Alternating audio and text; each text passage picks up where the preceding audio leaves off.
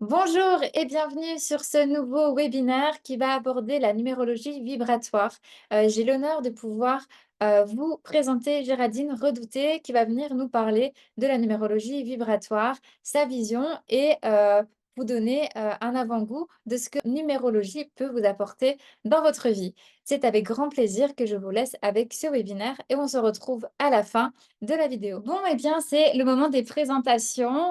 Merci infiniment d'être là pour ce webinaire. C'est vrai qu'on a eu beaucoup d'inscriptions et ça me fait chaud au cœur de voir qu'il y avait un tel engouement pour découvrir la numérologie. Donc, merci infiniment. Je vais commencer par me présenter. Donc, du coup, moi, c'est Océane pour les personnes qui ne me connaissent pas. Et je représente Bioké sur les réseaux sociaux, sur la communication en général. Et j'ai l'honneur de pouvoir faire les webinaires avec vous. Alors, qu'est-ce que c'est Bioké pour les personnes qui ne sont pas encore membres?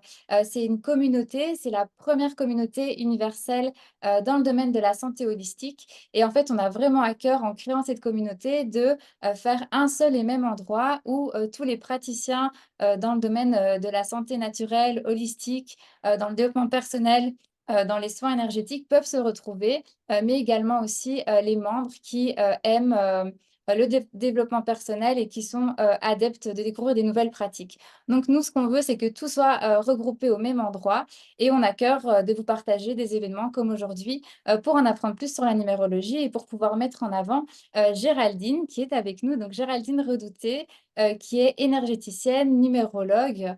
Et voilà. Du coup, je te laisse à toi la parole, Géraldine. Et puis, j'interviendrai. On est un peu entre copines et on discute sur la numérologie avec vous. Vous aurez un temps de parole à la fin pour pouvoir poser vos questions. N'hésitez pas. Et si jamais vous avez des petites choses à dire pendant qu'on discute, le chat est ouvert et je pourrai avoir accès aussi. Bon, let's go. C'est à toi, Géraldine. Dis-nous qui tu es et pourquoi tu es là. Ok, bonjour Océane, bonjour à tout le monde et merci pour la proposition de webinaire. Alors, donc Géraldine Redouté, effectivement, je dirais que je me présente en général comme une femme assez entière et passionnée, qui a besoin de sens dans sa vie. Pour beaucoup de monde, je crois que c'est pareil. Je suis aussi maman de deux jeunes, de 17 et 20 ans. Et dans une ancienne vie, j'étais institutrice primaire et puis directrice d'école. Donc j'ai fait 20 ans, 22 ans là-dedans. Et à un moment donné, la vie, elle m'a dit stop. J'ai dû vraiment voilà, prendre soin de moi, m'écouter davantage, revenir un petit peu à l'essentiel et me reconnecter à moi. Et donc j'ai pris du temps, plusieurs années, pour voilà, déconstruire, reconstruire, revoir un petit peu ce que j'avais envie pour la suite de ma vie. Pas que je n'ai pas aimé mes précédents boulots, j'ai adoré, j'étais très passionnée, mais j'aime bien les défis, j'aime bien que ça bouge. Donc voilà, c'était un temps où il fallait que je bouge et il fallait que je fasse des choix un peu plus en conscience, peut-être encore. Et donc, pendant ce temps de reconstruction, de repos aussi, je me suis pas mal formée.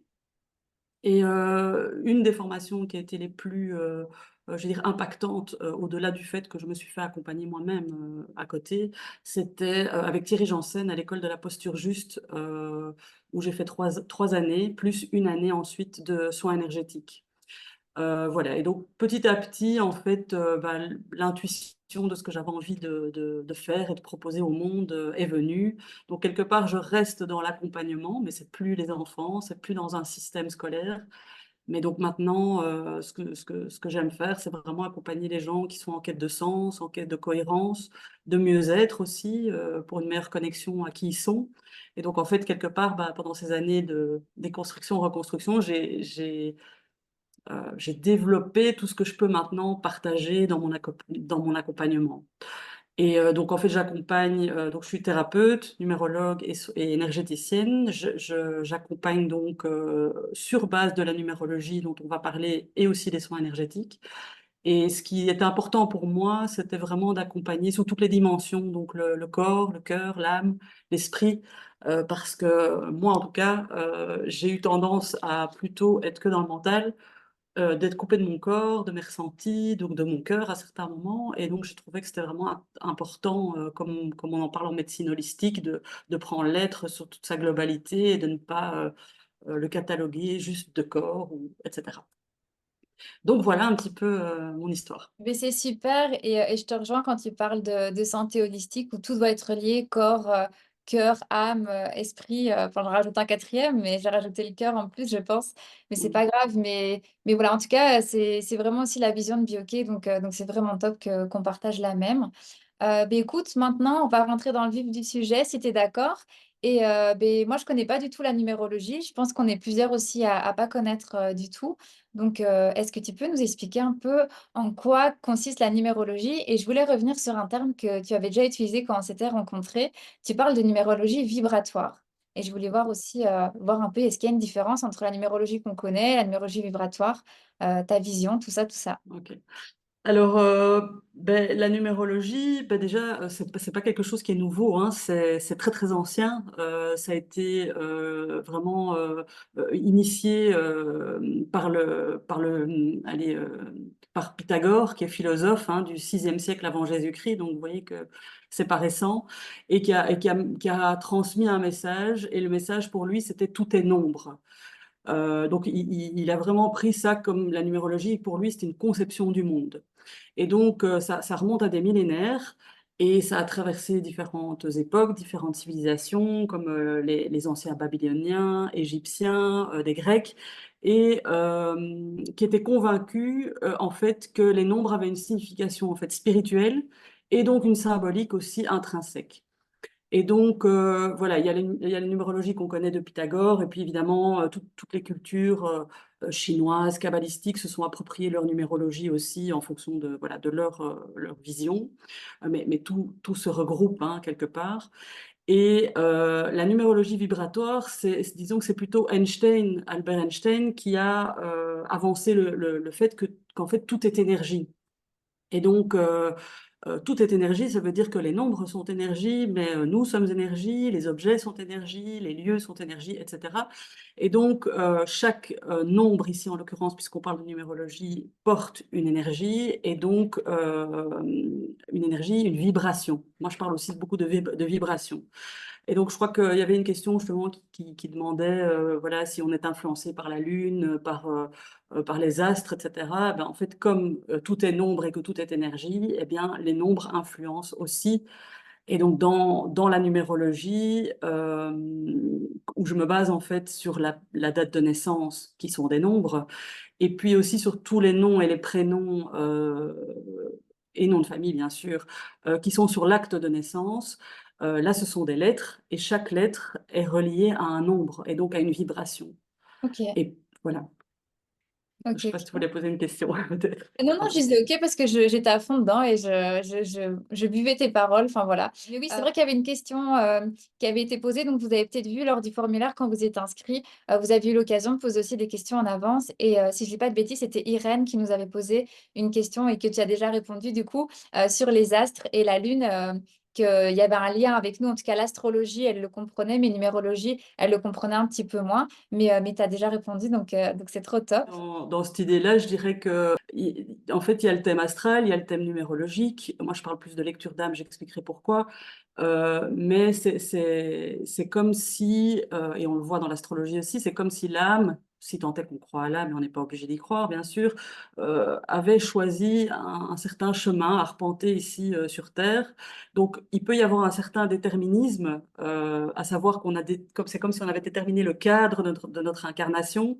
Mais par contre, ce qui est très important, et ça je tiens à le dire toujours parce que je n'aurais peur de l'oublier, c'est qu'on a notre libre arbitre et que donc la vie, elle va nous proposer des situations et qu'on a toujours des choix à faire. En fait. Super important ce que tu dis. En fait, si je comprends bien, tu veux dire que c'est comme si on avait notre caractère, comme nous, on va dire, on a notre caractère qui prédomine, timide, moins timide, mais en fait, ça ne veut pas donner une influence sur toute notre vie. Oui, alors je dirais même plutôt que on décide donc du chemin qu'on va. Alors ça, c'est mes croyances. Donc je demande à personne d'y croire. Donc vraiment, chacun prend ce qu'il peut et ce qu'il a envie. Mais c'est vrai que la numérologie se base aussi sur le principe du fait qu'on n'est pas qu'un corps, on a une âme.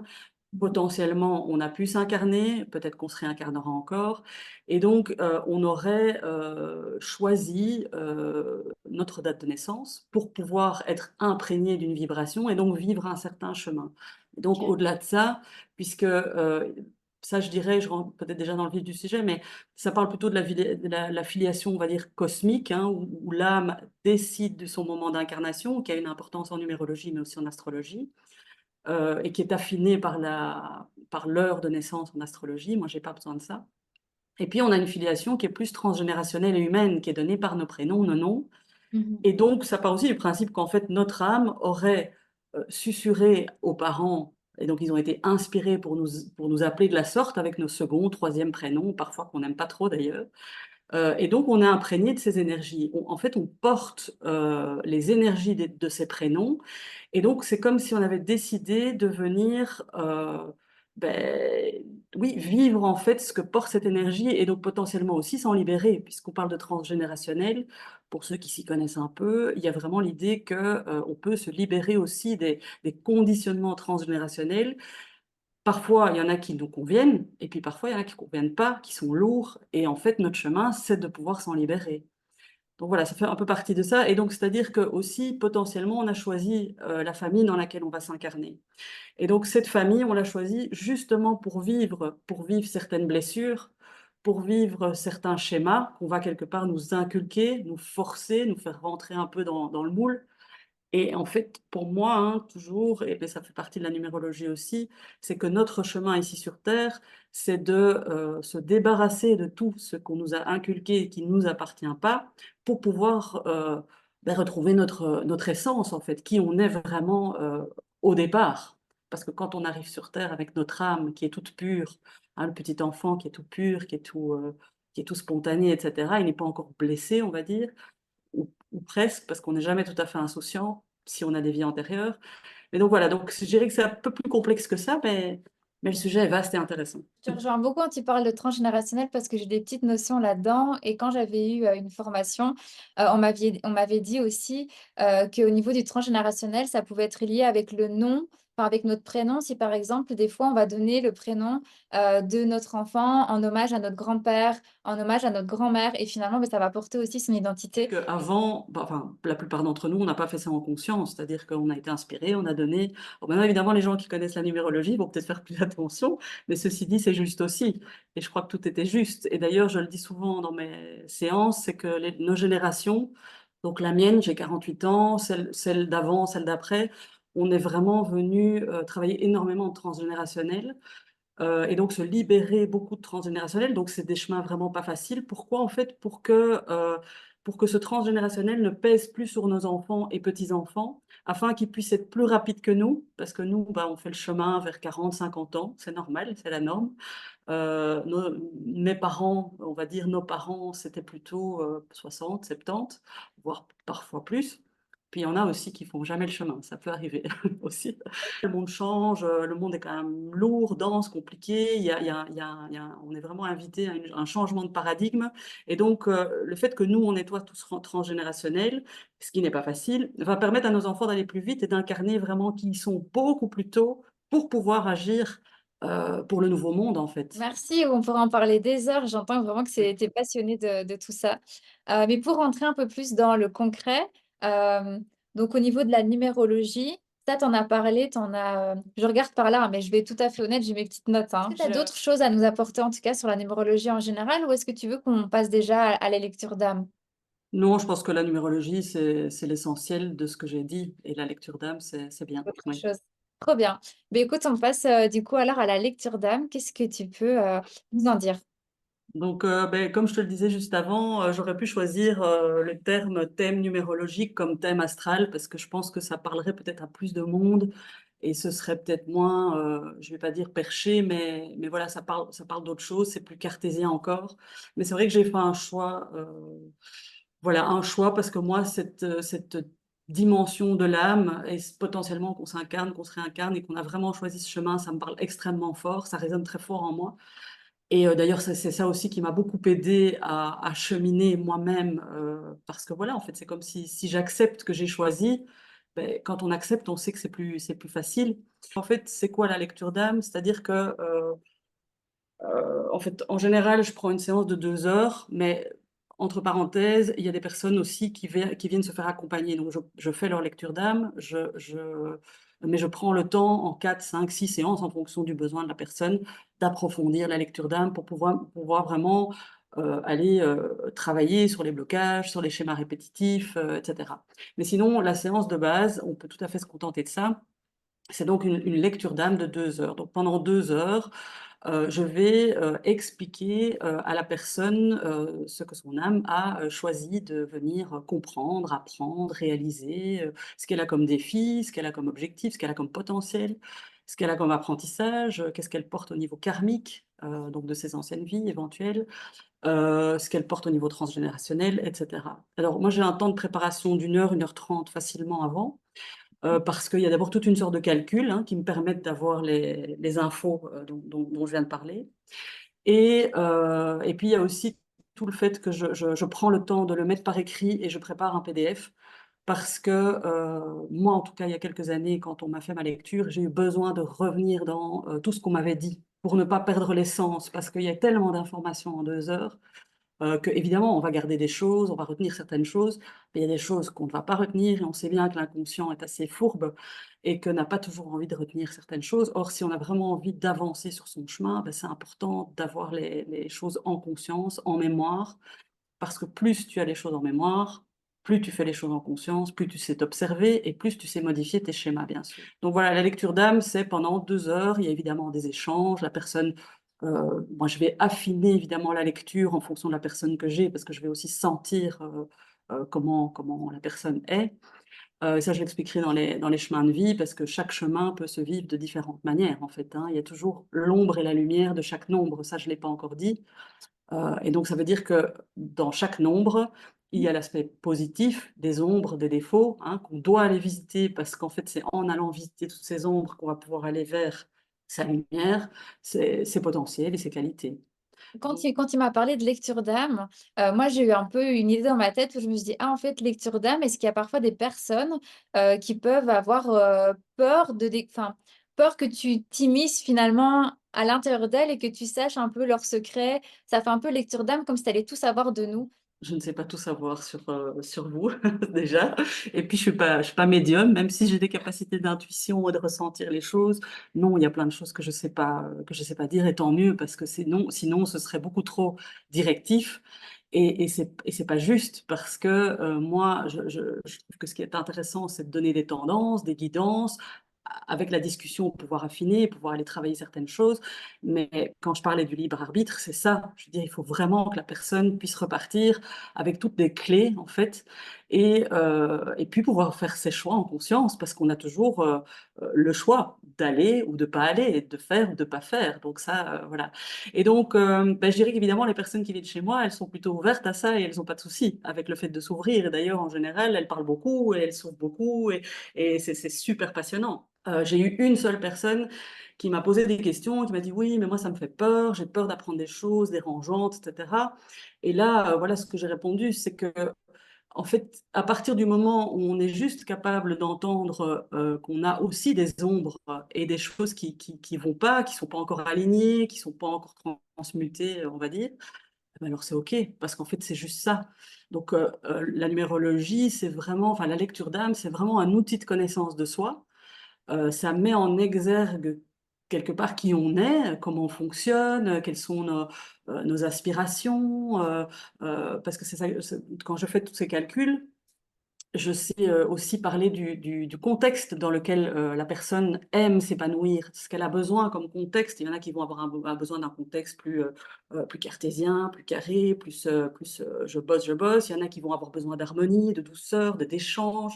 Donc voilà, ça donne vraiment plein d'informations, mais il y a aucune révélation dramatique, même dans les vies antérieures. Alors, bon, il y a peut-être des numérologues qui vont plus loin que ça. Moi, pour l'instant, je ne vais pas plus loin.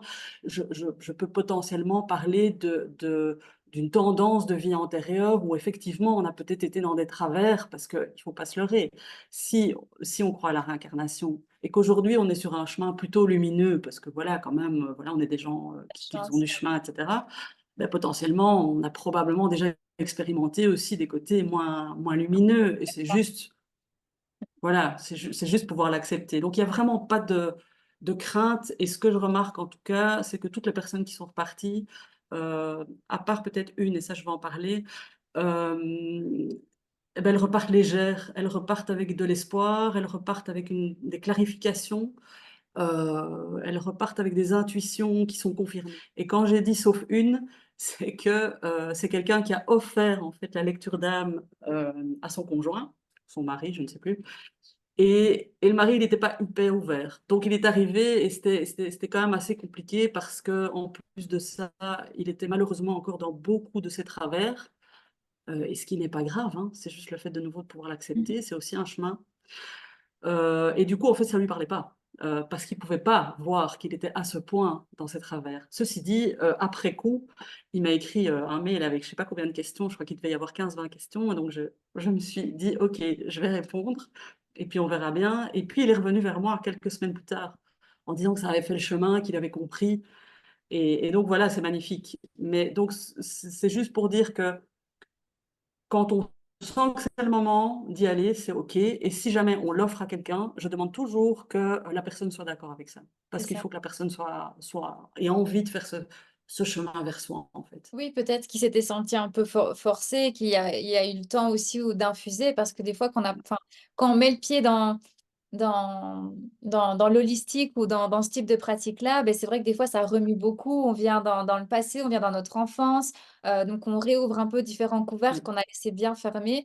Donc, peut-être qu'il a fallu le temps que ça infuse. Et c'est chouette oui, que tu rebondisses là-dessus, parce que c'est vrai que c'est important à l'heure actuelle où il y a énormément de pratiques différentes, bah, de rappeler que la seule personne qui sait si la pratique va nous plaire ou pas, c'est vraiment nous-mêmes et c'est notre boussole intérieure. Et c'est pas parce que peut-être une amie va nous conseiller quelqu'un, va dire: «Oh, moi, ça a été, c'était génial, j'ai eu telle transformation, il faut que tu y ailles». Mais c'est toujours chouette d'entendre les conseils et les avis, parce que bah, au moins, ça nous donne une piste du praticien. Mais aussi se dire: «Ok, moi, est-ce que ça me fait sens?» Et je vais rentrer un petit peu avec BioK aussi, mais c'était pas trop mon but, mais c'est parce que ça me fait tilt. Ben, en fait, sur BioK, vous allez pouvoir voir le profil des praticiens aussi et leurs capsules. Enfin là, c'est quelque chose de nouveau. Vous allez voir, il y a certains praticiens qui l'ont. Et ça, c'était super important pour nous aussi, pour que vous puissiez connecter en fait directement en voyant la vidéo du praticien avec si ça vous parle ou pas et si vous êtes aligné à lui. Il y a une question de Oriane qui nous dit que ça a l'air de ressembler au Human Design. Alors, moi, le Human Design, je n'ai pas été du tout dans l'approfondissement, c'est-à-dire que je vois plus ou moins ce que c'est, mais je ne sais pas plus. Donc, honnêtement, je pense que le Human Design est très intéressant aussi. Je crois que c'est très complet.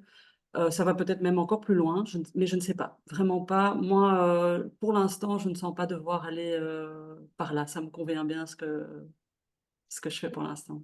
Et par rapport à l'énéagramme, enfin, quelqu'un m'avait donné mon numéro d'énéagramme et c'est aussi du coup un chiffre. Est-ce qu'il y a des liens aussi avec la numérologie? Il y a des résonances, mais l'énéagramme, je n'ai pas plus approfondi que ça non plus. Je connais un plus ou moins, mais donc il y a des résonances, mais c'est pas parfaitement la même chose. Je crois qu'il y a aussi neuf nombres hein, dans. Oui, c'est ça. Neuf Ouais, aussi. et c'est vrai qu'ici il y a 9 chemins de vie, donc ceux qui connaissent l'énéagramme, quand j'expliquerai les chemins de vie, vont peut-être pouvoir faire les liens, mais moi je ne me suis pas trop penchée sur le sujet. En fait, moi, pourquoi est-ce que la numérologie m'a parlé? Parce que c'est vrai que c'est intéressant. Je suis quelqu'un de plutôt cartésienne en fait à la base, mais ouverte, mais cartésienne. Et donc voilà, tout ce qui est énergétique, etc., ben, j'étais ouverte, mais quand même, il fallait que ça se base sur quelque chose de concret, que je puisse, de quelque chose de tangible, parce que moi, dans mon chemin de vie, euh, il y a beaucoup de mental, il y a beaucoup de besoin de comprendre, d'analyser, d'être sûr qu'on me raconte pas des bobards. Donc voilà, moi, ça m'a parlé parce que c'est très factuel et oui, c'est très clair, c'est pas perché. Voilà. Ok, oui, Enfin, c'est pour les moi. calculs qui te rassurent un peu et qui nourrit ton côté peut-être mental alors du coup. Voilà, je jongle, on va dire, avec ses nombres et c'est ça qui est passionnant. Et donc, c'est de pouvoir aussi sentir la personne et d'adapter aussi son discours et voilà, pour que la personne puisse avoir les bons messages. Et tu parlais tout à l'heure du fait que voilà, il faut être prêt, effectivement, parce que oui, ça remue, mais ça remue pour un bien. Donc on peut avoir des émotions. J'ai quelqu'un qui m'a dit, oh là là, j'ai eu des émotions pendant quelques jours, mais après, je me suis sentie tellement plus légère. Et il faut aussi être prêt à avoir soit des compréhensions, soit des choses qui reviennent entre guillemets un peu sur le tapis et qu'on voulait plus voir. Parce que, évidemment, une fois qu'on les a devant son nez, euh, ben, on peut plus faire différemment, en tout cas le faire en conscience. Et donc, ça veut dire que maintenant que je sais que j'ai ce travers, est-ce que je continue dedans? Et c'est un choix, on a le droit, hein, le libre arbitre, ou est-ce que je fais le choix de me dire, ah ben non, parce que comme j'ai ce travers-là, moi j'ai envie d'aller vers le potentiel, transformer en positif. Mais de nouveau, faut être capable de le voir en face. Mais voilà, chaque fois les gens me disent, je me suis sentie poussée à venir, ou j'ai vu ton site et ça a résonné, ou donc des mots en fait de vibration, tu Mhm. vois. Ouais. Et avec la personne, ça je trouve aussi. Il faut sentir si la personne nous parle, s'il y a une résonance. Je pense qu'on rentre plus dans le côté pratique. Maintenant, c'est ça, tu avais des exercices à nous proposer. Et il y a justement Dimitri qui nous posait une question sur comment calculer la vibration de son nom. Donc son nom, donc c'est Adrienne, à travers les nombres. Alors là, je ne sais pas rentrer dans les détails parce que c'est évidemment plus compliqué, mais en fait, il y a des tableaux sur Internet certainement qu'on peut trouver avec en fait chaque lettre est associée à un nombre. Et donc, voilà, mais il y a les consonnes, il y a les voyelles et il y a des calculs. Les calculs sont vraiment compliqués. Alors, il y a même un logiciel hein, qui fait ça, mais moi, je préfère faire mes calculs moi-même. Mais par contre, ce que moi, je peux ici apprendre, c'est vraiment comment est-ce qu'on calcule son chemin de vie à partir de sa date de naissance et donc potentiellement expliquer un petit peu quelle est la vibration de chaque chemin. Ça, je peux faire. La vibration de chaque prénom est très, très personnelle, évidemment. En parlant de ça, je vais du coup partager le calcul pour que vous puissiez le faire, enfin qu'on puisse le faire tous ensemble en fait. Comme ça, ce sera beaucoup plus sympa. Voilà, donc quand on est sur un chemin, bah, par exemple, on est né le 19-01-76, j'additionne tous les chiffres, le 1, 9, 0, etc. J'arrive à 34, et puis je dois réduire encore ce nombre pour avoir mon chemin de vie. Donc les chemins de vie, ça va de 1 à 9. Mais si vous avez à la deuxième ligne, hein, moi je fais 3 plus 4, ça fait 7, mais si à cette ligne-là, vous avez un 11, ou un 22 ou un 33, c'est important hein, de garder la vibration 11, 22, 33. Donc là, on va parler de chemin de vie 11, 2, 22, 4 ou 33, 6, mais on garde la vibration parce qu'on appelle ça des maîtres nombres. Donc on les réduit pas, on fait pas un plus un à la fin, 2 plus 2, on les garde Non, à deux chiffres alors. on les garde. Ça, je garde. Et alors, ce que j'explique aussi, mais ça, j'explique ça en lecture d'âme, je ne vais pas le faire ici, mais par exemple, voilà, c'est ma date de naissance, 3 plus 4 égale 7, mais moi, je suis aussi imprégnée, donc mon chemin de vie, c'est le 7, mais je suis imprégnée aussi des énergies de 34. Donc, c'est important dans le chemin de vie. Donc, moi, ce que je vais expliquer ici, c'est plutôt la tendance de chaque chemin réduit, parce que sinon, c'est trop compliqué. Et puis, ça, c'est vraiment, ça fait partie du travail de la lecture d'âme à approfondir le chemin de vie. Le chemin de vie, c'est vraiment sa ressource, en fait. C'est la vibration de naissance avec laquelle on s'incarne. C'est en fait l'âme qui décide de son outil sur Terre, sauf que ce serait trop simple, puisque la Terre, c'est quand même pas simple. Eh bien, cet outil, il faut le déterminer, il faut le définir, il faut l'apprivoiser et puis faut le déployer. Et donc, comme je l'ai expliqué tout à l'heure, et ça c'est très important, c'est que chaque nombre et chaque chemin a ses ombres et sa lumière. Et que d'office, quoi que vous, enfin, où qu'on en soit, on va à un moment donné dans sa vie traverser les ombres de ce chemin pour pouvoir rééquilibrer les choses, parce qu'on peut être dans des extrêmes aussi. Je vais essayer de clarifier tout ça. Mais donc, c'est vraiment un outil à... Voilà, l'idée, c'est de, quand je traverse mes ombres, d'en prendre conscience, de les accueillir, de les accepter pour pouvoir développer donc ses pleins potentiels. Et tout le monde a le potentiel de développer son potentiel. C'est un choix. Sauf que je remarque quand même que, alors, est-ce que c'était plus dans les générations avant? Je ne sais pas. On n'a pas fait d'études là-dessus, mais que, voilà, il y a le libre arbitre et qu'en fonction de ce qu'on a pu vivre, si c'est vraiment des choses très, très compliquées, très lourdes et difficiles, bah, parfois c'est difficile d'en sortir. Ça met du temps et donc il faut être patient avec ça. Euh, Non, mais vas-y. la patience, oui, désolée, j'aime bien parler. Non, vas-y, vas-y. Et je trouve que la patience est super important en général dans le développement personnel ou quand on entreprend une démarche vers un mieux-être ou, enfin, j'aime pas dire une meilleure personne parce que ça, c'est pas vraiment un mot, je trouve qu'on peut pas être, enfin, il faut juste être nous en fait, il faut pas être meilleur que ce qu'on veut. Mais c'est vrai que au départ, quand on a envie de se lancer là-dedans, on se dit, ah, j'aimerais tellement que ça aille vite, j'aimerais tellement que. Et en fait, il faut vraiment, je pense que le mot d'ordre, comme tu dis, c'est la patience et laisser les choses Oui, s'infuser et laisser la vie finalement oui. nous mettre tout ça sur notre C'est chemin. toute la capacité de l'être humain à un moment donné de développer sa foi justement en la vie et en ce que tout est juste et dans le fait qu'il y a vraiment un timing. C'est-à-dire que je sais pas moi, eh ben, il y a 6 mois, tu m'aurais demandé le webinaire, je te l'ai dit, je t'aurais dit non. C'était impensable pour moi, impossible. Et donc, il y a un timing, les choses se mettent quand elles peuvent et quand elles doivent se mettre. Et c'est faire confiance à ça. Ça, c'est aussi tout un chemin, évidemment. Mm. Bah, dis-nous pour les OK. résultats, un petit peu, comme ça, on sait voir si ça match. Alors pour celles et ceux qui auraient un chemin de vie 11, 22, 33, écoutez la version réduite. Donc le 11, écoutez bien le 2, le 22, écoutez le 4 et le 33, écoutez bien le 6 parce qu'on va toujours d'abord, surtout sur les chemins de vie de maître nombre qui sont beaucoup plus compliqués, où il y a des doubles pressions puisqu'il y a deux nombres, on va toujours d'abord vibrer dans la version réduite. Et l'idée, c'est de pouvoir après d'aller dans l'expansion. Je dirais un petit mot sur ces chemins-là, mais je vais surtout dire les chemins de vie de 1 à 9. Alors, en fait, quand on s'incarne en chemin de vie 1, c'est plutôt le chemin de la mise en mouvement, de la mobilisation. C'est la quête de soi, de son identité, en fait. C'est qui je suis, qu'est-ce que je veux, qu'est-ce que j'aime, quels sont mes objectifs dans la vie. À partir du moment où je sais qui je suis, bah, j'essaie de terminer ce que je veux. Et puis, quand je me fixe des objectifs, c'est vraiment, voilà, je reste aligné, je suis confiant et je vais jusqu'au bout des choses. C'est vraiment le chemin du pionnier et du leader.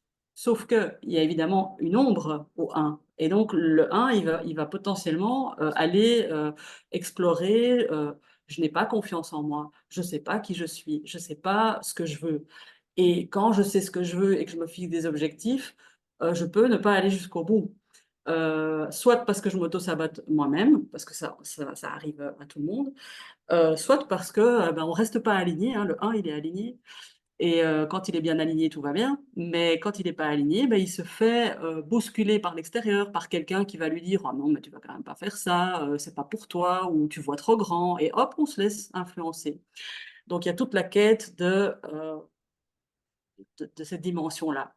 Alors évidemment, potentiellement, ça peut parler à tout le monde, mais évidemment, parce que vous n'avez peut-être pas un chemin de vie 1, mais il y a des vibrations, vous êtes imprégné de certaines vibrations, et puis il y a plein d'autres chiffres plein d'autres nombres dans le thème numérologique. Donc potentiellement, ça peut vous parler en fonction du fait que ce soit dans les défis ou dans les apprentissages, ben, vous allez vous dire, ah bah oui, c'est compliqué pour moi, ou pas. Voilà. Alors le 2, je dirais que c'est plutôt le pacificateur, le médiateur, celui qui est dans l'échange, celui qui est dans la connexion et dans la découverte de l'autre. Le 2, c'est moi et moi, en moi, mes énergies yin et yang, hein, équilibrer ces énergies, j'agis, je fais, et puis ces énergies, je peux être dans la réceptivité, dans l'intuition, le yin, pour pouvoir ensuite être équilibré dans nos relations aux autres. Alors, le 2, il peut visiter le fait de ne pas trop savoir quels sont ses besoins, quelles sont ses limites. Et donc, il peut se laisser envahir par l'autre complètement et subir un peu. Par contre, ou alors il peut faire le contraire. Il peut envahir les autres, prendre trop de place et s'expanser tout le temps et ne pas laisser la place à l'autre. Et donc, on peut même aller dans les deux travers. J'appelle ça des travers, mais il ne faut pas le prendre voilà, de manière négative. Donc on peut le vivre les deux. Et en général, quand on vit les deux extrêmes, bah, c'est vraiment une invitation à dire, OK, je vois ce que c'est d'aller écraser les autres, je vois ce que c'est d'être complètement écrasé. Rien n'est juste en fait. Et donc mon chemin, c'est de rééquilibrer les choses et de pouvoir en fait prendre ma juste place euh, avec les autres et dans mes énergies aussi. Alors là, je fais une petite parenthèse sur quand les énergies, souvent on a un côté plus développé, le yin ou le yang. Dans le yin, bah, alors on va être un peu plus passif, on va un peu plus subir les choses, sa vie, etc. On va plutôt rester dans les rêveries, dans le, L'énergie féminine, c'est ça, hein. voilà, tout à fait, dans l'imagination, et elle est importante, c'est très important. Sauf que pour équilibrer, ben, le yang est important, mais ceux qui sont trop dans le yang, trop dans l'action, trop dans je fais et je fais pour exister, ben, ils tombent en burn-out, comme moi par exemple. Ok. Donc c'est pas juste non plus. Et donc l'idée, c'est oui, je suis capable d'être inspirée, d'avoir de l'intuition, de pouvoir me poser, de ne rien faire et d'être, tout simplement. Et après, quand j'ai reçu mes inspirations, que je sais voilà, ce qui me botte, ben, je dois me mettre en action. Mais il ne faut pas se mettre en action de manière guerrière. Voilà, si je puis dire. 3, ben, une fois qu'on s'est incarné en un, qu'on sait qui on est, qu'on est en 2, qu'on sait être en relation avec l'autre, ben, le 3, il vient un peu expérimenter le fait de devoir souvent retrouver la joie de l'enfant, parce que le 3, c'est l'enfant intérieur. C'est aussi le communicant, donc tout ce qui est expression de soi, authenticité, et c'est aussi le nombre de l'artiste. Donc c'est vraiment le chemin d'expression de soi. Et donc ce sont des personnes qui souvent dans les travers, soit peuvent jouer à être heureux. Oui, oui, tout va bien. Mais en fait, derrière, ça pleure, ça crie. Et on ne veut pas le voir, donc voilà, on met cette couche-là, hein, comme certains humoristes, après on découvre qu'ils sont complètement dépressifs. Ou alors c'est carrément des gens qui savent pas surjouer et qui donc sont potentiellement déprimés, voire carrément dépressifs, hein. On peut aller toucher à la dépression ou en tout cas à la déprime. Parce que du coup, ils ont pas pu donner. Désolée, je te coupe, mais c'est parce que ça me Vas-y. trotte. C'est parce que du coup, ils ont pas pu donner, retrouver leur âme d'enfant et ce côté artiste et communicant, en fait. Et comme ils n'ont pas retrouvé ça, ils sont dans leur travers de dépression. Ouais. Donc en fait, ce qu'il y a, c'est que donc, vu qu'ils ont choisi ce chemin, d'office, ils vont tomber dans une famille ou dans un environnement où on va quelque part leur casser leur joie intérieure. Ok. On va casser cet enfant. En fait, l'enfant intérieur, c'est quoi? C'est l'enfant qui est joyeux, qui est spontané, qui se pose pas 10 000 questions. Il agit, en fait, lui, parce que nous, on est tout le temps dans notre tête, là, en tant qu'adulte. Mais en fait, il se pose pas de questions, il agit, c'est son cœur, en fait. Il a son cœur grand ouvert et il y va. C'est le petit magicien, c'est le petit clown. Et donc, forcément, bah, la vie va lui casser ça quelque part. Et parce que son chemin, ça va être de retrouver, voilà, de retrouver ça, de retrouver aussi cette capacité à être totalement authentique. Bah oui, aujourd'hui je vais pas bien et c'est pas grave. C'est pas parce que je vais pas bien que je suis pas quelqu'un de bien. C'est juste des émotions. Donc c'est aussi accepter, accueillir toutes ces émotions, être authentique avec soi, authentique avec l'autre, et donc faire tout ce chemin de retrouver cette joie. Bon, après, il y a plein de pistes pour retrouver cette joie. Là, je ne vais pas rentrer dans les détails, mais c'est l'expression de soi, c'est l'authenticité, euh, alors, ça demande un gros travail sur l'ego, bien sûr, le 3 pour tout le monde, hein, un travail sur l'ego à faire. Mais voilà, c'est vraiment la joie, l'authenticité, l'expression de soi authentique. Donc, quand on manque de ça, bah, rien de mieux que d'observer son enfant, son petit enfant, qui est encore petit, là, qui a 2 3 ans, et qui, voilà, il est en colère, il se met en colère, et puis en fait, qu'est-ce qui se passe? Une fois qu'il a sorti sa colère, il passe à autre chose. C'est Alors ça. que nous, on rumine, on rumine, on rumine, et c'est hyper contre-productif. L'idée du chemin de vie 3, c'est de se réécouter soi aussi et d'être son parent bienveillant pour son enfant intérieur, en fait. Voilà. Eh bien, en tout cas, tu as déjà annoncé le 3 et le 1 et je me retrouve beaucoup. Donc, j'ai hâte d'écouter le 4 du coup. Ah bah voilà. Alors le 4, c'est vraiment... le 4, c'est la matière, hein. C'est la matière, c'est la terre, c'est le concret. Euh, c'est le nom vraiment du bâtisseur, du fondateur. Donc c'est quelqu'un qui bâtit, qui a des projets, qui a des idées, mais il veut que ce soit matérialisé dans la matière. Donc c'est pas, il va pas rester au niveau des rêveries, il va avoir plein d'idées, et il a envie que ce soit concret. Mais le 4, il parle pas que de ça, il parle aussi de méthode, de travail. Alors ça, soit sur un chemin de vie 4, soit on peut être un bosseur invétéré, soit on peut être un gros fainéant. Et on peut aller visiter les deux côtés, hein. Donc c'est intéressant aussi. La vie parfois nous amène à visiter les deux côtés pour de nouveau trouver ce juste milieu. Ça parle aussi de sécurité. C'est-à-dire qu'en général, ce sont des gens qui soit sont complètement laxistes, soit ont besoin de beaucoup de sécurité. Et de nouveau, c'est de devoir, c'est pas devoir, on ne doit jamais rien, mais c'est essayer de retrouver un juste équilibre pour pas se sentir limité aussi par la matière, hein. Parce que ça parle de finance aussi, le 4. Et puis, le 4 parle aussi d'autorité. Alors, l'autorité qui peut être au-dessus de nous, sociétale, parentale, et Dieu sait qu'on peut être, on ne le voit pas toujours, mais même adulte, on peut encore se mettre des pressions quand nos parents sont encore sur Terre, voire même encore après. Mais ça parle aussi donc d'autorité intérieure. Comment est-ce que je peux retrouver ma propre autorité intérieure? Et c'est ne plus se sentir non plus limité par cette autorité qu'on peut nous imposer ou qu'on peut s'imposer à soi-même aussi, hein.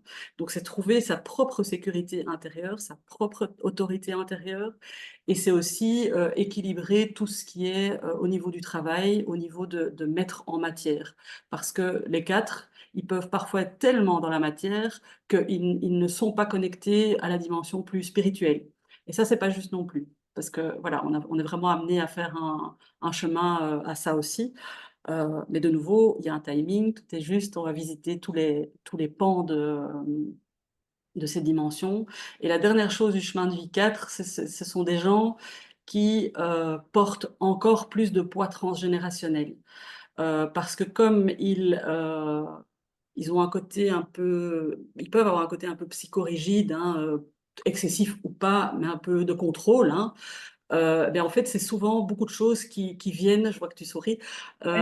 c'est vraiment des choses qui lui appartiennent pas, en fait. Il porte ça pour pouvoir venir le libérer. Mais donc, c'est pas facile, évidemment, parce que c'est encore une charge en plus qu'ils se mettent. Donc, voilà, pour le 4. Ok.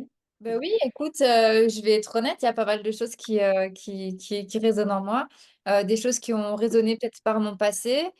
Enfin, je me reconnais beaucoup dans mon passé, dans ce que tu dis, puis des choses qui sont plus actuelles. Donc, je pense que comme tu dis, on vit un peu on traverse un peu les différentes formes. Donc, merci, merci, merci. 5, lui, c'est plutôt, c'est l'élévation.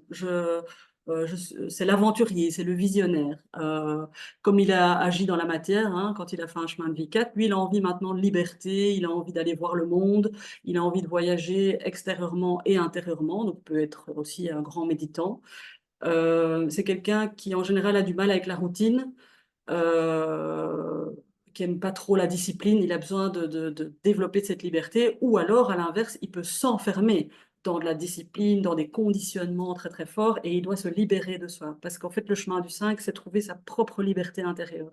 C'est vraiment se déconditionner de tout ce qu'on a pu lui inculquer en termes de valeurs, de croyances, et en général, c'est bien costaud. Et donc, l'idée, c'est de pouvoir s'en délester pour pouvoir trouver sa propre liberté intérieure. Donc, de nouveau, se reconnecter à soi, pleinement soi, à qui on est nous, et plus s'identifier à tout ce qu'on nous a quelque part inculqué ou obligé. Et donc, il y a vraiment un gros, gros travail là-dessus. Le 5 peut être quelqu'un qui est très éparpillé. C'est quelqu'un qui est très curieux dans l'aspect positif, mais ça peut être aussi de l'éparpillement. Donc, il peut aller dans tous les sens, il peut survoler beaucoup de choses et pas aller en profondeur. Donc, l'idée, c'est aussi de retrouver de la profondeur dans les choses. Oui, c'est quelqu'un qui souvent, dans les 5, ça me fait toujours sourire, ils ne font pas une carrière, quoi. Ils en font 10, quoi. Ils vont bouger, ils vont changer, ils ont... Donc, si vous avez ça, vous avez sûrement du 5 quelque part dans votre thème qui fait que vous êtes, voilà, vous avez besoin, vous êtes curieux, vous avez besoin de défis, vous avez besoin de challenge, vous avez besoin voilà, et de liberté, hein, pour te souvenir de qui tu es, tu dois oublier ce qu'on t'a demandé d'être. Je ne sais plus qui a dit ça. C'est beau, je connaissais pas, c'est Voilà. super beau Ouais. comme... Je ne sais pas si c'est quelqu'un de connu, je ne sais pas, mais en tout cas, ouais, je me souviens de la phrase. Alors le 6 ça c'est vraiment l'engagé, c'est le serviteur. C'est l'harmonie en fait. Il aime l'harmonie, il s'engage ou pas, de nouveau, hein, je vais expliquer les deux. Mais donc c'est quelqu'un qui peut aussi être médiateur, en général, il n'aime pas le conflit. Soit il va fuir le conflit et voilà, il va hop, s'éjecter de la situation, soit il peut carrément rentrer en conflit et provoquer le conflit pour qu'il se passe quelque chose. Mais donc, c'est des gens qui sont aussi, comme ils sont très engagés, le 6 parle de famille, mais il parle aussi au niveau social. Donc, il y a beaucoup de gens qui sont en général en chemin de vie 6, qui se tournent vers l'humain, et pas que leur famille, mais la famille est très importante, mais vraiment, ils aiment avoir un impact sur la société, sur le social. Donc, ça peut être des assistants sociaux, ou ça peut être plus des groupes. Que le 2, il va avoir envie d'être plutôt dans des relations à deux. Le Ok. 6, voilà, il va vouloir expanser ça un peu. Donc, c'est quelqu'un qui se met beaucoup au service, qui peut être dans le soin, qui en général aime dans le soin et dans le bien-être. Sauf que son travers, c'est qu'en général, il ne prend pas suffisamment soin de lui. Il se met au service de tout le monde, sauf de lui-même. Et donc, il peut aussi tomber dans des travers qui ne sont pas justes. Et le 6, c'est vraiment l'harmonie.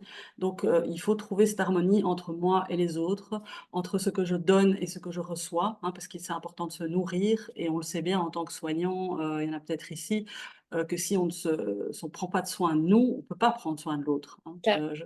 Voilà. Je prends toujours la métaphore de l'avion. On met d'abord son masque à soi et puis on va le mettre à l'enfant. Parce que sinon, on ne saura pas le faire. Pour les 3, 6, 9, il y a aussi quelque chose au niveau du cœur qui est très, très important. Ça parle de responsabilité, mais donc dans le travers du 6, ça peut être des personnes qui, pendant une partie de leur vie, bah, prennent pas leurs responsabilités, ils se sentent victimes. C'est toujours le monde est contre nous et alors on se remet pas en question. À un moment donné, faut pouvoir sortir de là pour pouvoir reprendre sa responsabilité et faire le chemin aussi. Chemin de vie 7. le chemin de vie 7, donc en fait, 1, 2, 3, ça va parler vraiment du soi, hein, de la personne et des relations. 4, 5, 6, ça parle de ce qu'on va opérer dans la matière, dans l'expansion, dans l'amour, etc. Tandis que 7, 8, 9, c'est pas qu'il n'y a pas tout ça, parce qu'évidemment, on est imprégné de tout ça, vu qu'on a fait le chemin avant. Ce sont des paliers qui demandent encore plus de connexion, on va dire, à plus grand que nous. Ok, Et donc un chemin encore plus au niveau spirituel. Mais il y a de la spiritualité partout et elle est importante dans tous les chemins, bien sûr, hein. Alors le 7, c'est celui qui, dans sa version positive, est inspiré, c'est un chercheur de vérité, ça peut être un mystique aussi. C'est quelqu'un qui a un chemin où il va à un moment donné inspirer les autres parce qu'il aura fait, il aura été visité, on va dire, le manque de confiance en soi, le manque de confiance en la vie, une totale peut-être déconnexion de son intuition, parce que le chemin du 7, c'est ça en fait, c'est j'ai confiance en moi, j'ai confiance que la vie est à l'œuvre et que tout ce qui vient sur mon chemin est juste. J'ai confiance en mon intuition, en ma guidance, hein, parce que le 7, il est comme le 1, il est assez droit, mais il a ce chapeau là au-dessus qui est donc bien bien connecté au ciel. Ça peut être vraiment une antenne, le 7. Et il doit refaire ce chemin de foi en la vie, de foi en son intuition et sa guidance pour pouvoir ensuite inspirer. C'est un chemin pas facile qui challenge beaucoup au niveau de la capacité à se détacher à se détacher de la matière, du matériel et à se détacher des situations, même des gens. Donc, on va vivre beaucoup oui, de coupures avec des personnes, etc., pour apprendre à se détacher, ou au niveau matériel aussi. C'est un chemin de deuil, alors des deuils physiques, bien sûr, comme tout le monde peut en vivre, mais des deuils de relations, voilà, et donc de lâcher prise. Donc, c'est pas un chemin facile. Moi, j'ai un chemin de vie 7, je connais. Mais c'est vraiment un chemin d'élévation, d'introspection, redécouvrir cette foi pour pouvoir ensuite inspirer les autres.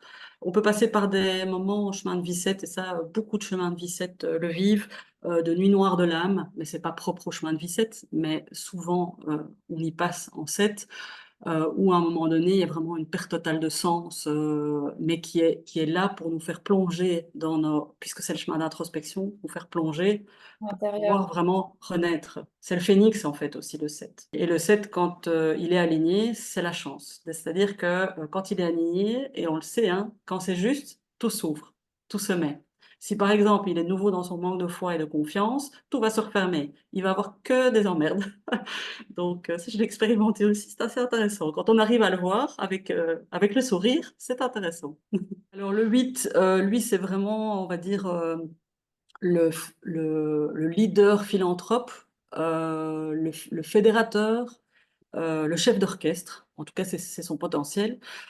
C'est un chemin pas facile. Le 8, j'en ai beaucoup en consultation. C'est quelqu'un qui a une capacité vraiment à déployer des projets. Donc, un peu, c'est le double du 4. Donc, il a aussi beaucoup de projets. Il veut les développer dans la matière, il veut les concrétiser.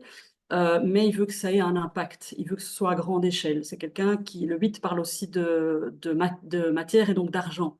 C'est-à-dire que c'est quelqu'un qui peut vraiment faire pas mal d'argent. Le tout, évidemment, c'est de bien le gérer parce que donc il peut vivre des moments où il n'y a plus de sous, hein, il est endetté, et puis des moments où il va avoir beaucoup de sous. Et alors, de nouveau, c'est un juste équilibre. L'abondance, oui, mais pas que pour moi. Je ne me mets pas tout en poche. Parce que, par exemple, en 8, on peut avoir des bons petits dictateurs aussi. Hein, donc, vraiment, c'est l'inverse du leader philanthrope, hein, le dictateur qui prend le pouvoir. Tu vois. Est-ce que ça pourrait être aussi des personnes qui font des faillites Tout à d'entreprise, fait, peut-être, qui du entre coup gagnent autres. bien et gèrent peut-être pas très bien Oui. leur En argent? général, on expérimente soit les deux choses, à savoir le manque d'argent et puis le fait d'en avoir. Mais c'est pas pour ça on va en avoir plein non plus sur des chemins de vie 8, hein. Parce qu'il y a un équilibre à trouver. Et on peut aussi potentiellement, parce que le 8 parle aussi de pouvoir personnel, de puissance et de de légitimité. Ok. Donc, celui qui est en chemin de vie 8, il va pouvoir souvent passer par des moments où il va se sentir totalement illégitime, il va se sentir victime de la vie aussi, et donc il doit reprendre, il doit retoucher à sa puissance intérieure, revoir les choses en grand, pour pouvoir manifester dans la matière toutes les idées qu'il a en grand. Parce qu'en général, le 8, il a des projets, il a des idées, et il a envie que ça ait un impact, mais pour ça, il faut reprendre son pouvoir, il faut se retoucher à son potentiel créateur, en fait. Le 9, ça, c'est vraiment le chemin d'intégration des vibrations précédentes. Donc, c'est pas un chemin facile non plus, puisqu'on est censé, quelque part, en fait, devenir sage. Le sage, l'humaniste, celui qui est plein de compassion, celui qui est très altruiste, celui qui donne sans rien attendre en retour, celui qui est très philosophe et qui dit «Ah, ça m'arrive. Ah, bah oui, bah, c'est pas grave, ça m'arrive pour une bonne raison. Et hop, je vais transmuter ça, je vais dépasser ça, il reste très calme.» Donc, ça, c'est l'aspiration du neuf. Bon, après, il est un peu challengé, très challengé au niveau émotionnel, parce que c'est le chemin de l'humaniste, l'humain, et c'est sur Terre qu'on expérimente les émotions humaines. Donc, c'est voilà, beaucoup d'expérimentation sur les émotions. Et donc, pour pouvoir, à un moment donné, eh bien, vraiment avoir cette capacité de voir que toutes les émotions ont leur place, mais surtout lui permettent, c'est vraiment une source de croissance pour son âme en fait, et que chaque émotion est simplement un indicateur qui va lui permettre de dépasser quelque chose, transcender quelque chose, améliorer quelque chose. On a tous bien du neuf quelque part aussi, hein, mais alors le grand travers du neuf, le péché mignon du neuf, j'aime bien le dire parce que moi je connais ça aussi, c'est le grand sauveur. Donc, comme il est imprégné de toutes ses vies antérieures aussi, hein, comme tout le monde. Mais le neuf, il y a une certaine sagesse. C'est comme si même inconsciemment, intuitivement, il sent en fait ce qui est bien, ce qui est juste et ce que l'autre devrait faire pour que ça aille. Et donc, il a une tendance à conseiller, à sauver, à vouloir tirer plus vite sur le fil, mais en fait, non. Et donc, il doit abandonner ce côté sauveur, parce que c'est de l'ego, en fait, le côté sauveur. Et il doit vraiment apprendre l'humilité et faire confiance de nouveau aussi que ce chemin, que chacun a son chemin et que chacun va devoir parfois se prendre des portes, des murs même, et que c'est OK et que ça va aller en fait.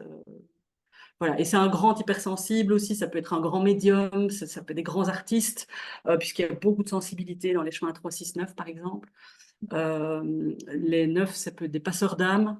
Alors, passeurs d'âme, c'est pas seulement les personnes qui aident les âmes à transiter de notre monde à l'autre côté, mais c'est aussi des âmes qui ont envie d'aider les personnes sur Terre à passer d'une étape à une autre.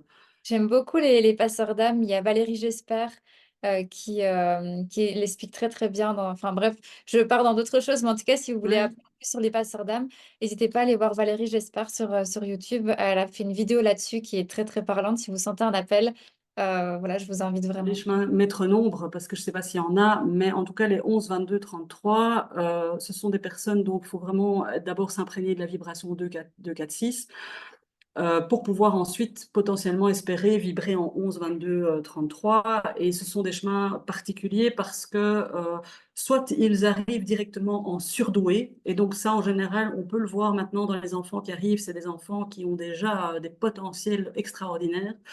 Et nous, en général, dans nos générations, mais évidemment, je ne sais pas qui j'ai en face de moi, c'est plutôt, on dit ça plutôt des redoublants. Alors, c'est pas négatif, c'est juste que l'âme, elle aspire maintenant à passer à un autre cap, et donc elle se met une double pression pour que dans cette vie, ce soit réglé.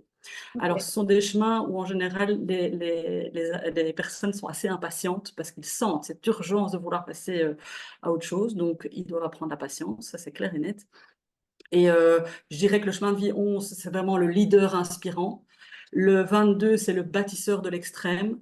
Et le 33, c'est vraiment le magicien au super pouvoir. Le 33, c'est le Christ, en fait. Mais bon, voilà, il faut rester un petit peu humble aussi. Vibrer en 33, c'est très compliqué. Et les 11, 22, 33, c'est des chemins qui demandent de nouveau aussi beaucoup de patience et un gros travail sur l'ego, en fait. Voilà. Mais je ne sais pas rentrer dans les détails dans ces chemins parce qu'ils sont beaucoup plus particuliers et ce serait trop long. Donc De toute voilà. façon, si ça parle aux personnes qui sont présentes ou qui regarderont la vidéo en replay, qu'ils n'hésitent vraiment pas à te contacter pour faire une lecture d'âme avec toi. Oui, tout à fait, En effectivement. 2 heures, Avec il y a plaisir. pas mal de choses qui pourront être Ouais. abordées. tout à fait. Oui, oui, bien sûr. On a eu des petites réponses sur le chemin de vie des personnes qui sont avec nous. On a le 3, on a le 3, on a le 8. Et puis il y a Oriane qui dit aussi qu'elle a le 3, mais qu'elle se sent plus dans le 1 et le 7. Ok, ouais, il faut voir. Parfois, on voit pas toujours non plus, puis je ne suis pas rentrée dans les détails. Mm. D'accord, donc, et probablement, c'était 1 et 7, c'est ça? Oui, 1 et 7. Et puis Oui, on a aussi Dimitri qui a le 3. C'est marrant ça, tout le monde oui, a quelque chose avec le 3 aujourd'hui. oui. Des communicants, des créatifs, des artistes.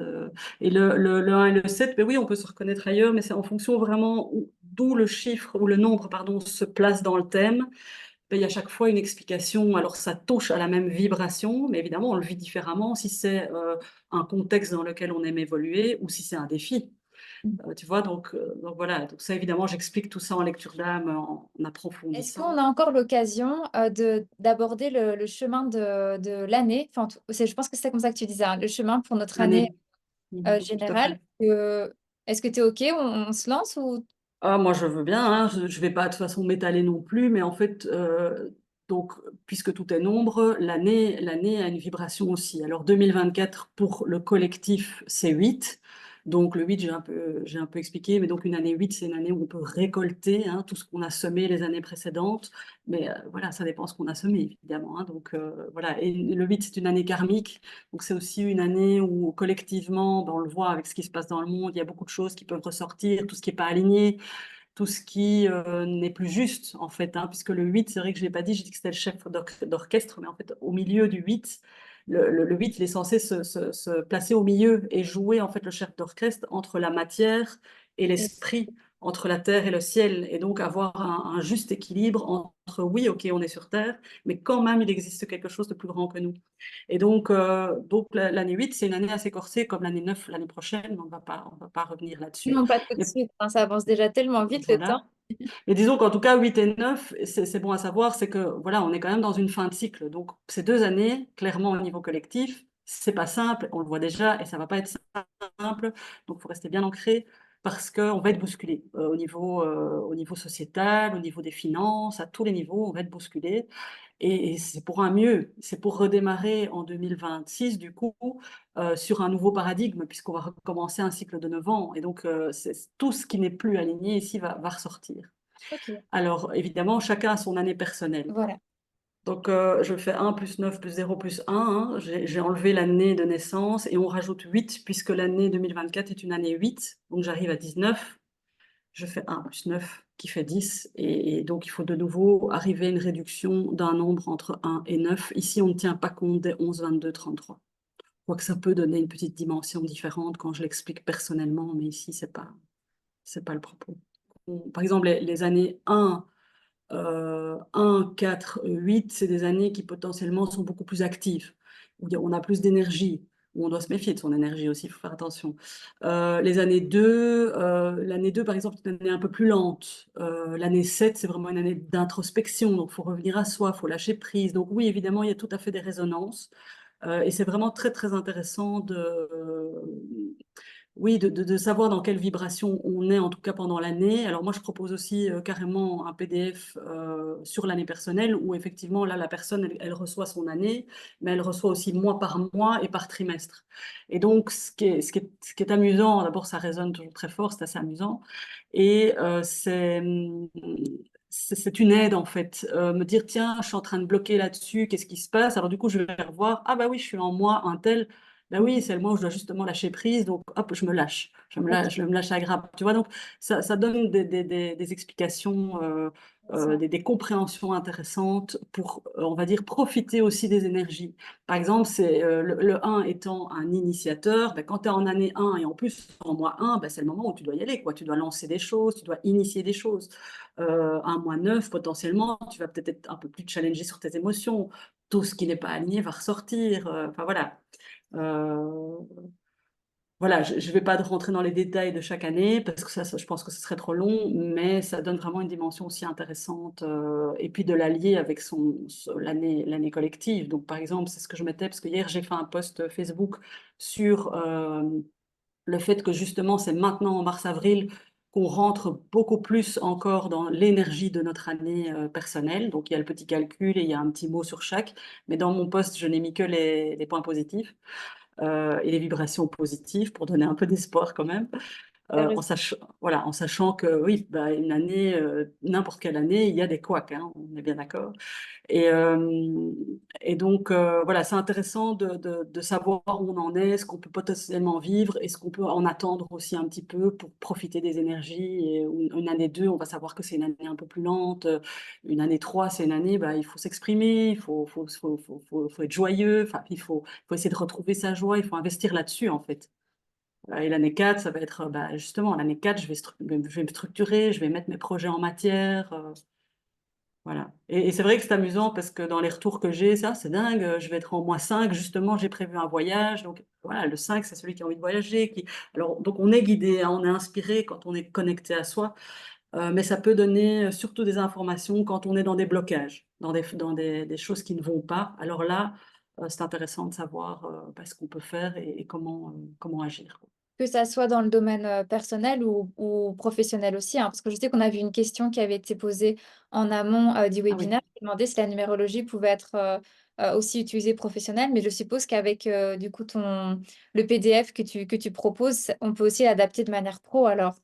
Je dirais que bah, on trouve toujours des infos autant dans la lecture d'âme que dans l'année personnelle, mais dans la lecture d'âme, alors je vais pas dire vous devriez faire kiné ou je ne sais pas, Bien sûr. mais par contre, effectivement, il y a grâce au contexte et aux besoins de réalisation de l'âme, il y a vraiment de moyens, et c'est pour ça que moi, quand les jeunes viennent et qui ne savent pas vers où aller, ça c'est hyper intéressant. J'en ai eu plusieurs qui se sont dit, bah oui, évidemment, je vais aller vers ça. Ils avaient une intuition, mais ils n'y allaient pas.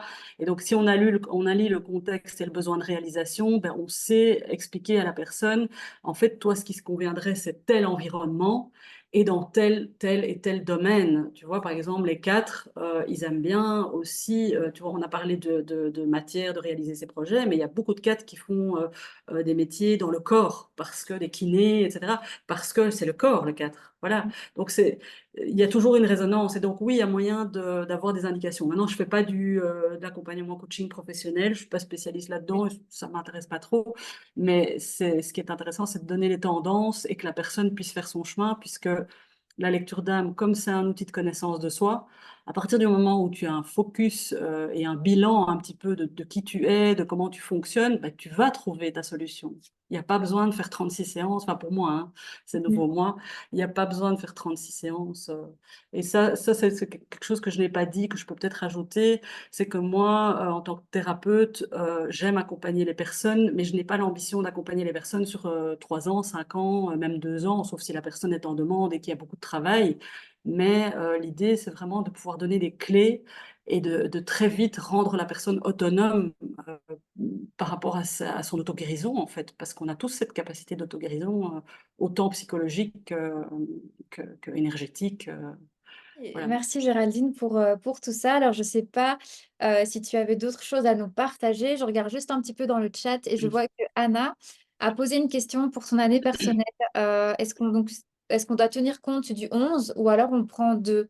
Je pense que tu Alors, dis on ne prend pas compte du 11, c'est ça? on prend la vibration 2, mais à partir du moment où les énergies du 2 sont vraiment en équilibre, il y a quand même une dimension du 11 qui intervient. Ça veut dire le 11, il y a vraiment une demande d'alignement sur soi et de surpassement, de se dépasser, donc d'aller plus loin vers ses objectifs. Donc c'est comme le 1, mais en plus plus, si tu veux. Tu vois, il y a le 2. J'ai déjà expliqué ce que c'était le 2, mais il y a la notion du 1 qui est dans le surpassement. Et pour ça, il faut d'abord être équilibré en deux, équilibré en soi.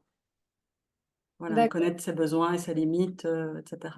Et donc, c'est la même chose pour 22-33. Il y a effectivement d'abord la vibration 4-6, et puis on peut espérer vibrer après dans une énergie. Donc, ceux qui sont en année 22-4, là, déjà en 4, je dis attention à l'énergie, parce que les 4 ils sont déjà de bons candidats pour les burn-out, mais en année 4 aussi. Et donc 22, si on va dans cette énergie qui est encore plus puissante et on se surpasse, il y a encore plus de risques quelque part de brûler ces énergies. Et donc, il faut vraiment faire très, très attention au corps. Et voilà. Géraldine, je pense que donc là, ça touche à la fin ce webinaire. On a bien abordé tout ensemble. Donc si jamais vous avez des dernières questions, c'est maintenant, c'est le moment. Moi, je vais vous partager ici à l'instant, donc le site internet de Géraldine ainsi que, sa page Facebook. Donc je vous invite fortement à, rejoindre sa page Facebook. Et alors Géraldine nous avait un petit cadeau pour nous. Elle nous offre, un e-book du coup sur la numérologie, que vous pourrez retrouver en vous inscrivant à sa newsletter sur son site internet. Donc, quand vous allez cliquer sur le site internet, vous allez pouvoir dérouler et tout en dessous, il y aura un onglet s'inscrire à la newsletter. Et dès que vous serez inscrit, Géraldine vous enverra son C'est un cadeau. PDF qui s'appelle Ce que ton jour de naissance révèle sur toi. Et donc, il y a sur chaque nombre, il y a une page qui parle un peu du jour de naissance, de ce que ça peut potentiellement amener comme ombre et lumière. Et donc, c'est toujours sympa parce que tu peux regarder ça pour toi, pour tes parents, pour tes enfants, pour ton conjoint. Et ça explique déjà pas mal de choses. En fait, le jour de naissance, c'est l'image qu'on renvoie. C'est l'image qu'on renvoie au monde. C'est pas forcément qui on est tout au profond, hein, il faut aller creuser, mais c'est l'image qu'on peut renvoyer au monde. Et donc, voilà, j'ai fait ça parce que je trouvais ça sympa de pouvoir partager. Et donc, ceux qui sont déjà inscrits l'ont peut-être déjà reçu, mais tous ceux qui s'inscrivent maintenant, oui, j'enverrai avec grand plaisir. J'ai pas un système automatique encore, je suis pas très bonne là-dedans, donc ce sera au coup par coup. Donc, voilà. Mais c'est vrai que j'ai pu l'avoir en exclusivité, ton PDF. Je l'ai déjà parcouru et c'est vrai, je l'ai déjà parcouru, pardon. Et c'est vrai qu'il y avait pas mal de choses qui me parlaient. Donc voilà, je vous invite vraiment à aller le recevoir. Voilà, mais écoutez, je pense on va s'arrêter là. Je tenais à te remercier, toi, Géraldine, Merci. pour ta présence, pour ton temps, pour tout ce que tu nous as apporté, le fait d'avoir, on va dire, démystifié la numérologie, de voir qu'en fait, finalement, c'est une pratique comme une autre qui peut nous être très utile dans de nombreux cas, pardon, Géraldine. Merci à toi et merci à tout le monde. Cette vidéo est maintenant terminée. Merci d'avoir assisté à ce webinaire, que ça soit en présentiel ou maintenant en replay via notre chaîne YouTube. Un grand merci pour votre présence et pour votre intérêt. N'hésitez pas à aller voir le site de Géraldine Redouté pour pouvoir vous inscrire à sa newsletter et de bénéficier de son PDF qui vous est offert. N'hésitez pas non plus à vous rendre sur BioK Community pour en apprendre davantage sur notre communauté et pourquoi pas même vous inscrire. Je vous dis une très belle soirée ou une très belle journée selon le moment où vous voyez cette vidéo et je vous invite au prochain webinaire qui sera sur le thème du cycle menstruel. On se retrouve très vite.